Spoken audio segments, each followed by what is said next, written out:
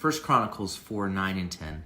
A man who was named Pain, right? He was named Jabez, prayed, "Bless me, Lord, even me, so that rather than simply continuing a cycle of pain, I can be a blessing. Expand my territory. If you give me more territory, let it be fruitful. Let it be a blessing to those around me. And if I get that blessing in that territory, I'm going to need your hand on me. I can't do this in my own strength." And finally, he asked this of the Lord. He said, "Keep me from evil, so that I will not cause pain or evil. Let the cycle of destruction that was in full swing when I took my first breath, let it end with me. Release me, set me free from the sorrow and the despair and the hopelessness that have tried to define my existence. It ends now. The cycle of evil is over. Let the pain end here. I want the blessing of God, and the blessing of God is centered on the presence of God. As we walk in the blessing of God, fulfilling the purposes of God, seeing lives set free and transformed, lives of those from families that have been held in captivity for generations. As we invade the darkness and the enemy is losing ground, the enemy doesn't give up without a fight. And people think, oh, when the enemy attacks, he's going to try to bring about terrible curses in your life, etc., right? So when God blesses you, blesses us, be ready. The deceiver is coming with curses. He's coming to steal your blessing. Well, how can Satan steal God's blessing? How's that even possible? Can the enemy of your soul rob you of the promises of God? Does the power of Satan's curses aimed at you, aimed at me, have the power to override God's blessings? In short, the answer is no. But Satan is crafty, so we need to be alert.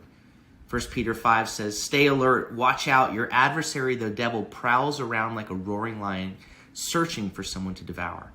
In Numbers chapters 22 to 25, Balak, the king of the Moabites, tries to hire Balaam to curse Israel. But it doesn't work, because every time Balaam tries to curse Israel, the Lord keeps coming back with blessings over his people. So finally, Balaam tells Balak, he says, "God's not a man who lies. He's not a son of man that he changes his mind. Look, God has blessed. I can't change it. There is no misfortune to be seen in Jacob, no misery in Israel. The Lord their God is with them. There's no sorcery, no curses that will be effective against Jacob, no divination, no witchcraft against Israel." But later we find out in Numbers 31:16 that Balaam had whispered a little trick to Balak. He basically said, "You can't curse them if God has blessed them. But here's what you do. You find a way to seduce them into walking away from God. Seduce them into evil, and that way they willingly walk out from under God's blessings." He advised them to have Moabite women seduce the men into sexual immorality and into idolatry. And as a result of their wickedness, a plague came upon Israel that killed 24,000 of them. The enemy can't get you or me with a straight-on attack, but he is the father of lies, and he seeks to deceive us into sin. When you begin walking in God's blessing for God's purposes, don't forget God. Don't forget that he has been our source. Don't doubt his word. Don't question what he has spoken. All right?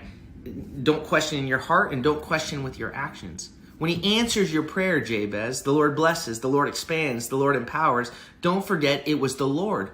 "Oh Lord, keep me from evil." See, the evil that robs us of God's blessings begins with a heart that forgets God, that doubts what he says. One of the sneakiest ways the enemy gets to men and to women of God is to stoke them toward the very evil that was his own downfall. Pride.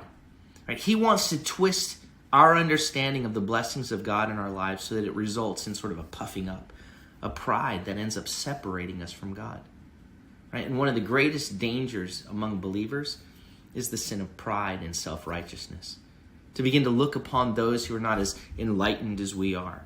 To look upon the lost and the broken world with disdain, with contempt, rather than with compassion and mercy. Like Jabez, we also had an identity that was rooted in shame and despair. And then we called out to God, and God answered. And now our identity is in him alone. We're sons and daughters. We've been made clean, and we're continually being made more and more into his likeness. So don't forget, Jabez, that when you prayed that prayer, you had nothing. So now that you've been blessed and you have expansive territory, don't forget the Lord your God.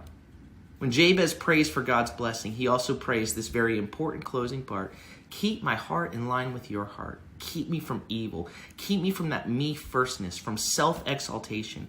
Guard the deepest part of my heart. Because your word says in Isaiah 57 that you dwell in a high and a holy place, but also with the contrite and the lowly in spirit. In the Psalms, it says you're near to the broken, to the crushed in spirit, that you oppose the proud, but you give grace to the humble. Lord, don't let me lose sight that without you I had nothing, but with you and only you, I am blessed beyond measure. Oh Lord, bless me, even me. Expand my territory. Let your hand be upon me and keep me from evil so that I might not cause pain. And it says, and God granted his request.